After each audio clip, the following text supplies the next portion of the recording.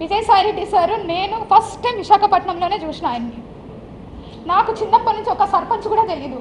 మా రాయలసీమలో నేను నంద్యాల, మా రాయలసీమలో ఆడపిల్లలు దేనికి బయటకు పోయి ఊర్లు తిరిగేది లేకుంటే ఎంఆర్ఓ ఆఫీసులకు తిరిగేది నాకు తెలీదు. నేను ఎన్నడూ ఒక సర్పంచ్ని కూడా చూడలేదు నేను పుట్టి పెరిగినప్పటి నుంచి. ఒక్కసారిగా ఒక ఎంపీ గారు నాకు పరిచయం అయ్యేసరికి అబ్బా ఇలా ఉంటుంది ఒక ఉద్యోగము అంటే చాలా చామింగ్గా చేశాను దాన్ని, చాలా ఛాలెంజింగ్గా చేశాను. నేను ఫస్ట్ పోస్టింగ్ కదా ఎగిరి చేసినాను మేము. సో నేను సార్తో ప్రేమ సమాజం అనే ఒక ఇన్స్టిట్యూషన్ ఉంది, అది ఎండోమెంట్ డిపార్ట్మెంట్లో పబ్లికేషన్ అయి ఉంది. సెక్షన్ 6C అంటే ఒక అసిస్టెంట్ కమిషనర్ కంట్రోల్లో ఉన్న ఇన్స్టిట్యూషన్ అది. ఆ సమాజంకి 30 ఎకరాల ల్యాండ్ ఉంది. ఆ ల్యాండ్ అంతా కూడా బీచ్ రోడ్లో ఉంటుంది. అందులో సాయి ప్రియ రిసార్ట్స్ అని ఉంది. ఆ రిసార్ట్స్ వాళ్ళు 30 ఎకరాల భూమిని వాళ్ళొక్కరే ఎంజాయ్ చేస్తూ చాలా తక్కువ అమౌంట్ నాకు గుర్తులేదు, అప్ టు 5 lakhs లోపే ఉంది. చాలా తక్కువ అమౌంట్ని వాళ్ళు పే చేస్తూ ఉన్నారు. అది నా దృష్టికి వచ్చింది సార్ ద్వారా. సరే అనేసి నేను ఇన్స్పెక్షన్కి వెళ్ళాను. అప్పటికే నాకంటే ముందు ఒక 10 మంది ఆఫీసర్స్ చూసింటారు అలాంటి, కానీ ఎవ్వరు ఎవిక్షన్ చేయించలేదు. నేను పోయినాను, సాయి ప్రియ సార్ వాళ్ళతో మాట్లాడాము. సార్ అన్నారు మేము ఇది వాడుకుంటున్నాం, మిగిలిందంతా కూడా ఖాళీగా ఉందన్నారు. Then I said that sir మీరు అలా ఉన్నప్పుడు మరి మా భూమి మాకు ఇచ్చేయండి, మాకు అప్పచెప్పండి. ఆ ప్రేమ సమాజం వాళ్ళు వేరే వాళ్ళకి అయినా లీజ్కి ఇచ్చుకుంటారు, వాళ్ళు ₹1 బెనిఫిట్ పొందుతారు అన్నారు. మరి మా 2.5 ఎకరాల్లో వాళ్ళు ఆల్రెడీ అప్పటికే 1/4 బిల్డింగ్ వాళ్ళ కళ్యాణ మండపం కట్టుకున్నారు, 3/4 బిల్డింగ్ మన ఎండోమెంట్ డిపార్ట్మెంట్ ల్యాండ్ వాడుతూ ఉన్నారు. సో దట్ ఆ 3/4 బిల్డింగ్కి కూడా నేను చాలా అమౌంట్ నన్నే అడిగారు ఎంత లీజ్ అమౌంట్ అని. నేను రిజిస్ట్రేషన్ డిపార్ట్మెంట్కి అప్లై చేసి అప్పుడున్న మార్కెట్ వాల్యూ ఎంత ఉందో 22.5 లక్ష అమౌంట్, 5 లక్షల లోపల అమౌంట్ కంటే 22.5 లక్ష అమౌంట్ని ఒక్కసారిగా వాళ్ళకి లీజ్కి పెంచేసి అప్పుడున్న కమిషనర్ గారు అర్జున్ రావు గారు ఇచ్చారు. ఇక్కడ నేను ఎవరి ల్యాండ్ తీసుకొని వచ్చాను? ఎండోమెంట్ భూమిగా తెచ్చాను. ఎవరికి ఇచ్చాను? ప్రేమ సమాజంకేగా తెచ్చాను. ఇది నాకు సార్తో ఉన్న పరిచయం. దాని తర్వాత ప్రతి డిస్టిక్లో కూడా ట్రస్ట్ బోర్డ్స్ ఉంటాయి. ఎండోమెంట్లో ఏమేమి జరుగుతుందో మీకు కూడా తెలియాలి కాబట్టి చెప్తున్నాను. ట్రస్ట్ బోర్డ్స్ కూడా ప్రతి ఒక్క జ్యూరిస్డిక్షన్లో ఎమ్మెల్యే కానీ సర్పంచ్లు కానీ లేకుంటే అక్కడ ఉన్న హానరబుల్ రెస్పెక్టెడ్ పీపుల్స్ ఎవరైనా సరే చెప్తే వాళ్ళు ఒక లిస్ట్ ఇస్తారు. ఆ లిస్ట్లో కమిషనర్ అల్టిమేట్ అథారిటీ ఉంటుంది. ఆ అల్టిమేట్ అథారిటీ కోసం సార్ వాళ్ళు కూడా మాకమ్మ ఇవన్నీ కూడా ట్రస్ట్ బోర్డులు ఎన్ని ఉన్నాయో అడిగాను. ఆ విధంగా డిపార్ట్మెంటల్ ఇష్యూసే మాట్లాడినాం సార్తో. నేను ఎక్కడ కూడా నా పర్సనల్ ఇష్యూ ఒక్కటి కూడా చేయించుకోలేదు. ఎవరైనా ఉంటే కూడా అలాంటివి ఉన్నా మీరు నాకు అడగండి, నేను చెప్తాను. ఈ విధంగా పరిచయమైన వ్యక్తి, ఆయన వయసు ఏంది, నా వయసు ఇప్పుడు 35 ఏళ్ళు, ఆయన వయసు 68 ఏళ్ళు. ఎట్లా ఇది ఎట్లా మాట్లాడతారు మీరు? అంటే ఏ ఆఫీసరు ఏ ఎమ్మెల్యేతో మాట్లాడద్దా? ఏ మినిస్టర్తో మాట్లాడద్దా? ఏ ఆఫీసర్లు మాట్లాడద్దా? ఇప్పుడు నేను మీతో మాట్లాడుతున్నాను, ఇంత మాత్రాన మీకు నాకు ఏమైనా రిలేషన్ ఉన్నట్టా? ఒక ఆడపిల్ల మాట్లాడకూడదా? అంత పెద్ద ఆయనతో మీరు మాట్లాడేటప్పుడు కనీసం నేను ఇక్కడే ఉన్నానుగా, సస్పెన్షన్ పీరియడ్లో ఊరు దాటకూడదని నాకు ఇచ్చారు ఆర్డరు. ఆ మూమెంట్లో మీరు నన్ను అడిగి ఉండొచ్చుగా, నా నెంబర్ ఎవరి దగ్గర నుంచైనా తీసుకొని ఉండొచ్చు మీరు. సో మీరందరూ రాసినారు, మీరందరూ మీన్స్ ఎవరెవరైతే ఎలిగేషన్ వేసినారో రాసినారు, బాగుంది. ట్విట్టర్ గురించి మీరు కామెంట్ చేశారు. నేను ట్విట్టర్లో పోస్ట్ చేయకూడదా? నాకు right to freedom of speech లేదా? ఆర్టికల్ 14 నాకు అప్లై కాదా? Article 21 right to privacy. నా ప్రైవసీని అంతా తీసుకెళ్ళి ఈరోజు మీరు కొంతమంది మీడియాలో పెట్టారు. అది ఎంతవరకు న్యాయం? నా ప్రైవసీ మీది కాదు. నాకు రైట్స్ లేవా? కాన్స్టిట్యూషన్లో వచ్చిందే SC/ST కోసం, కాన్స్టిట్యూషన్లో వచ్చిందే SC/ST కోసం. అది ఈరోజు డివేట్ అయిపోతూ ఉంది. ఒక గవర్నమెంట్ ఆఫీసర్ మాట్లాడకూడదా? మేము ఏం తప్పు మాట్లాడుతున్నాను? నేను ఏమన్నా ప్రొఫెషనల్ ఏమైనా తప్పు చేశానా? నేను నిజంగా ఆంధ్రజ్యోతి పేపర్ రాశారండి, 100 కోట్లు రాశారు ఆంధ్రజ్యోతి పేపర్, నేను సంపాదించిందని 100 కోట్లు మీరు ఈరోజు రాసినందుకు మదన్ మోహన్ వాణిపాటి నన్ను 75 కోట్లు అడిగాడు. నేను ఏడికి వెళ్ళాలా? నా ఉద్యోగ కాలం ఎంత? 4 ఏళ్ళు డిపార్ట్మెంట్కి వచ్చి నేను ఎట్లా సంపాదిస్తాను? మీరు చెప్పండి ఇక్కడ ఉందనేసి. నేను రెడీ, నేను రిజైన్ చేస్తా, పోనీ నన్ను తీసుకెళ్ళి జైల్లో పెట్టండి. ఏంటిది ఇదంతా? ఉద్యోగం చేయొద్దా? నేను కాదండి, ప్రతి ఒక్క గవర్నమెంట్ ఆఫీసర్ సఫర్ అవుతున్నారు. ఉమెన్ గవర్నమెంట్ ఆఫీసరు, మీకేం తెలుసు ఎన్ని హరాస్మెంట్స్ జరుగుతుంటాయో మాకు. పొద్దున్న లేయాలా, వంట చేసుకోవాలా, పిల్లల్ని చూసుకోవాలా, పరిగెత్తాలా, ఉద్యోగం చేయాలా. నా ర్యాంకు, నాది గస్టెడ్ ఆఫీసర్ ర్యాంకు. ఎన్ని బర్డెన్స్ ఉంటాయి. మీరు నా ప్రొఫెషనల్ లైఫ్ గురించి కూడా నేను తప్పకుండా మాట్లాడతాను. నేను ఎందుకు సస్పెండ్ అయినా కూడా మీకు తెలియాలి. ఇది రైట్ టైం నేను మాట్లాడడానికి.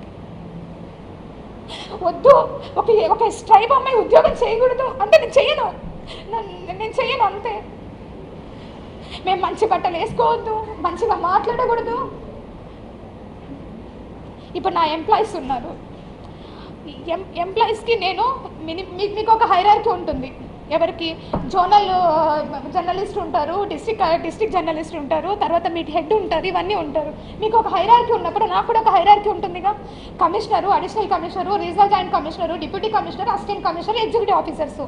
ఒక డిస్ట్రిక్ట్ అడ్మినిస్ట్రేటివ్ కంట్రోల్ కింద అందరూ ఎగ్జిక్యూటివ్ ఆఫీసర్స్ ఉంటారు. దుర్గా టెంపుల్ హుండీకి కూడా అసిస్టెంట్ కమిషనరే కీస్ పంపించాలి. ఇది ఒక hierarchy. Section 6A, B, C అని 3 ఇన్స్టిట్యూషన్స్ ఉంటాయి, 3 హైరార్కీలు ఉంటాయి. నేను నా కంట్రోల్లో ఉండే అన్నీ కూడా సెక్షన్ 6C ఇన్స్టిట్యూషన్స్, అంటే బిలో 5 lakhs రూపీస్ ఉన్న ఇన్కమ్ ఉన్న ఇన్స్టిట్యూషన్స్ నా దగ్గర ఉంటాయి. నాకు 9 ఛార్జీలు పెట్టారు. ఆ 9 ఛార్జీల్లో ఒక ఛార్జీ నెంబర్ 5 మాత్రమే నాకు సంబంధించింది. మిగిలిన 8 ఛార్జీలు సెక్షన్ 6Aకి సంబంధించినవి, అంటే రీజనల్ జాయింట్ కమిషనర్ కంట్రోల్లో ఉంటాయి. సెక్షన్ 6B ఒక డిప్యూటీ కమిషనర్ కంట్రోల్లో ఉంటాయి. సెక్షన్ 6D మఠం కమిషనర్ కంట్రోల్లో ఉంటుంది. నాకేమీ లీజ్ అమౌంట్ కలెక్ట్ చేసుకొని బ్యాంకులో వేసే అథారిటీ నాకు ఉండదు. I'm the supervising officer. The assistant commissioner is a district supervising officer. ఎక్కడైనా థెఫ్ట్ జరిగినా ఇమీడియట్గా పోయి నేను యాక్షన్ తీసుకొని దాని మీద కేసు ఫైల్ చేసేసి నేను కమిషనర్కి రిపోర్ట్ చేయాలి. ఎవరైనా ఎంక్రోచ్మెంట్ జరిగినా నేను చేయాలి. ఎవిక్షన్ నేను చేయించలేదని నాకు ఛార్జ్లో పెట్టారు. విశాఖపట్నంలో 1200 కోట్ల భూమిని తెచ్చి కలిపాను నేను ఎండోమెంట్ డిపార్ట్మెంట్లోకి. ఎన్ని ఎవిక్షన్స్ చేయించామో, ఎన్ని కొట్టేసినామో మీకే తెలుసు. అన్ని కాపాడిన వాళ్ళం ఇక్కడ చేయలేక కాదు. పుచ్చవారి చౌల్ట్రీకి కాంగ్రెస్ పార్టీ ఆఫీస్ ఉన్నది, అది మీకు కూడా తెలుసు. దాని వెనకాల చాలా ల్యాండ్స్ ఉన్నాయి. నేను ఎవిక్షన్కి పగడబందీగా అన్నీ రెడీ చేసుకున్నాను. నేను అప్పుడున్న మినిస్టర్ గారు ఆగమన్నారు, ఆగాం. మొన్న కూడా ఎవిక్షన్ పెట్టాం, ఎమ్మెల్యే గారు ఆగమన్నారు, ఆగాం. ఇంకేం తప్పు చేశాను నేను పని చేయగలనా? నా దగ్గర పని సామర్థ్యం లేదా? పర్సనల్ విషయాలు, ప్రొఫెషనల్ విషయాలు అన్నిట్లో సఫర్ అవుతున్నామండి. బిడ్డ ఉంది, చంటి బిడ్డ ఉన్నాడు. అట్లీస్ట్ బిడ్డ చూసుకోవడానికి కూడా టైం లేదు మాకు. మీరు అనుకుంటున్నారు. ఫీల్డ్ ఆఫీసర్ నేను. పొద్దున్న పోతే సాయంత్రం ఎప్పుడో 10ంటికి 11 గంటలకు వస్తా. ఏమన్నంటే యాటిట్యూడ్గా మాట్లాడుతుంది అంటారు. ఎక్కడండి యాటిట్యూడ్? నేను పెట్టానండి ఆస్క్ త్రూ కోర్ట్ అని నేను పెట్టాను. అతను డబ్బులు అడిగినప్పుడు ఆస్క్ త్రూ కోర్ట్ అని పెట్టాను. So now it is over. ఆయన నన్ను ఏం హరాస్ చేస్తున్నాడో ఏంటో ఓవర్. ఇప్పుడు నేను సుభాష్తోనే ఉన్నాను అనడానికి మీకు ఇది ఒక ప్రూఫ్. ఇది రీసెంట్గా బాబుకి ఒక ఫోటోషూట్ చేయించాం మేము.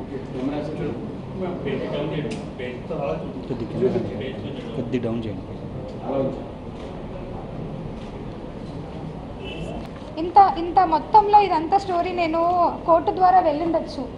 నన్ను ఎందుకంటే నేను కూడా ఒక లీగల్గా ఒక అడ్వకేట్ని. నా education background BA LLB. So అందు గురించి నేను ఎందుకు అతని మీద క్రిమినల్ కేసు ఎప్పుడు ఫైల్ చేయలేదంటే, నాకు ఆల్రెడీ విడాకుల పత్రం రాసిచ్చేసినాడు. ఎందుకు రాసిచ్చేసినాడంటే section 498 it's a criminal offence for matrimonial ఇష్యూస్లో మీకు అందరికీ కూడా తెలిసింది. అది కనుక ఒకసారి ఫైల్ అయిపోతే ఎట్టి పరిస్థితుల్లో పాస్పోర్ట్ రాదు, ఎట్టి పరిస్థితుల్లో వీసా కూడా రాదు. కాబట్టి ఆయన ముందుకు వచ్చి ఆయననే రాసిచ్చినాడు. ఎందుకంటే ఆయన అమెరికాకు పోవాలి కాబట్టి. ఈ అమెరికాకు పోయింది కూడా ట్రూగా ఇల్లీగల్. అది నేను కంపల్సరీ సెంట్రల్ గవర్నమెంట్కి నేను కూడా లెటర్ పెడతాను. ఎలా పోయినారు? ఇండియన్ గవర్నమెంట్ ఒక మనిషి మీద 2 కోట్లు పెడుతుంది ఇన్వెస్ట్మెంట్ పెట్టి చదివించినట్టు పంపిస్తుంది. పోయి చదువుకొని వచ్చిన తర్వాత మళ్ళీ వాళ్ళు ఇక్కడ వచ్చి ఆ 2 నెలలు ఉద్యోగం చేయాలి. అది ఓన్లీ బిలో పావర్టీ లైన్కి, మనలాగా గవర్నమెంట్ ఉద్యోగాలు చేసే వాళ్ళకి కాదు. నన్ను ఇంత హరాస్మెంట్ చేస్తున్నాడు. మెంటల్ హరాస్మెంట్, ఫిజికల్ హరాస్మెంట్ అడుగుతా ఉన్నాను. నన్ను కొట్టి నా ఒళ్ళు బొద్దు పడిపోయింది అతను చేసిన హాస్టల్కి. నేను ఇంకా లా చదువుతాను అప్పటికే. కడుపుతో ఉన్నప్పుడు కూడా కొట్టాడు. ఇంకేంటి నేను అతనితో ఎందుకు ఉండాలి? కడుపుతున్నప్పుడే చెప్పినా నేను మా వాళ్ళందరికీ, నేను ఉండనంటే ఉండను, మీకోసము పిల్లలు ఉండే వరకు నా బాధ్యత కాబట్టి నేను ఉంటాను. ఎందుకంటే ఇంత పొట్ట కవల పిల్లలంటే నా స్ట్రెచ్ మార్క్స్ ఇక్కడి వరకు ఉంటాయి తెలుసా మీకు? అరే ఎట్లా మాట్లాడతారంటే అసలు ఎలా ఇది సాధ్యం? విజయసాయి రెడ్డి సార్ ఎంత పెద్ద మనిషి ఆయన వయసుకి నా వయసు కన్నా తేడా లేదా కనీసం? మహాన్యూస్ అన్నిసార్లు ఆయన పేరు పెట్టి రాస్తూ ఉన్నారు. అసలు నేను ఇక్కడే ఉన్నా, లోకల్లోనే ఉన్నా. సస్పెన్షన్ ఆర్డర్లో క్లియర్గా మెన్షన్ చేసి ఉన్నారు. ఎక్కడ పోకూడదని. నేను కమిషనర్కి మెసేజ్ పెట్టినా, సార్ బిడ్డల్ని చూసుకునేదానికి పోవాలి సార్ అనేసి నేను మెసేజ్ పెట్టిపోతా. అరగంట పర్మిషన్ అయినా సార్కి మెసేజ్ పెడతాను. నేను సస్పెన్షన్లో కూడా నేను సార్కి పర్మిషన్ అడిగిన మెసేజ్ పెట్టినా. అన్నిసార్లు అలా ఒక పెద్ద ఆయన గురించి రాస్తూ ఉన్నారు కదా మీరు, రాసేటప్పుడన్నా కనీసం వయసు గుర్తు రాలేదా మీకు? అరే నేను మాట్లాడితే తప్ప ఇంకెవరితో మాట్లాడాలి? మేము ఓన్లీ లేడీ ఆఫీసర్స్తోనే మాట్లాడాలి. ఒక రూల్ పెట్టండి, గవర్నమెంట్ ఆఫీసర్స్ అసలు మాట్లాడకూడదని కాన్స్టిట్యూషన్లోనే అమెండ్ చేయండి. పోనీ ఒక గవర్నమెంట్ ఆఫీసర్ మాట్లాడకూడదా? ఎంతసేపు మదన్ మోహన్ చెప్పాడు బాగుంది, ఎందుకంటే ముందు వెళ్ళాలి అన్నాడు. ఎక్స్ వై జెడ్ ఇంతమందితో అంటా ఉన్నాడే. నేను అలా ఎలా నేను మనిషినండి, ఉండండి. ఇష్టపూర్వకంగా నేను ఒక మనిషితో ట్రావెల్ చేసే హక్కు నాకుంది. నా ప్రైవసీ రైట్స్ అన్నీ మీరు తీసుకుపోయి ఈరోజు పరిచేసుకున్నారు ఇష్టం వచ్చినట్లుగా. నేను చావాలా? నేను నా చావుకి కారణం ఎవరైతే ఎలిగేషన్స్ వేశారో వాళ్ళే అవుతారు. నా బిడ్డలకి వాళ్ళే రెస్పాన్సిబుల్ అవుతారు. ఎందుకంటే బ్రతకడం ఇంకా తెలిసిన వాళ్ళు, తెలియని వాళ్ళు, ఫ్రెండ్స్. జాబ్లో చాలా అంటే చాలా చామింగ్గా పనిచేసేదాన్ని. అందరూ ఎంప్లాయీస్ కూడా నేను వెళ్తున్నానన్నా కూడా ఏ రికార్డ్ చూస్తుందో ఏంటో అనే భయంతో ఉండేవాళ్ళు. ఇప్పుడు ఇంకే ఆఫీసర్స్ ముందు వర్క్ చేయాలి? నేను ఉద్యోగం కూడా వదిలేసి వెళ్ళిపోవాలి. గవర్నమెంట్ ఉండదు, ఏ గవర్నమెంట్ అన్నా రానియండి, గవర్నమెంట్ ఆఫీసర్కి సంబంధం ఉండదు. ఇప్పుడు మళ్ళీ రీఇన్స్టేట్ చేస్తారు. మళ్ళీ నేను ఒక దగ్గరికి ఆఫీసర్గా పోవాలి. అక్కడ లోకల్ పర్సన్స్ చెప్పింది చేయాలి కదా. లేదు నేను మీకు చెయ్యను అని అంటామా మేము? నేను రిక్రూట్ బై ద గవర్నమెంట్గా, అంతేగాని పొలిటికల్ పార్టీస్తో కాదు. అరే నేను ఒక బ్యాక్లాగ్ వేకెన్సీ వచ్చాను, కష్టపడి అంతో ఇంతో నేను కూడా చదువుకునే ఉద్యోగానికి వచ్చాను. ఎంతసేపు ఆంధ్రజ్యోతి పేపర్లో రాసింది 5 రోజులు రాశాడండి వరుస పెట్టి. నన్ను అడగండి, నేను ఈరోజు వచ్చాను కదా, ఎన్ని కోట్లు సంపాదించాను అడగండి. ఇంతమంది మీడియా ఉన్నారు, ఇది న్యాయంగా అనిపిస్తుందా మీకు? ఒక ఆడదాన్ని ఇంతగానో వేధిస్తూ ఉన్నారు. అరే మీకు వరుస లేదు, ఏజ్ లేదు, ఎవరితో పడితే వాడితో వాడు మాట్లాడుతున్నా కూడా ఒక్కరు ఖండించలేదు అంటే మీరు? నేను అడుగుతాను, ఇంతమంది అబ్బాయిని ఇదే మీ ఇంట్లో ఆడబిడ్డకి ఎవరికో జరిగితే ఊరుకుంటారా?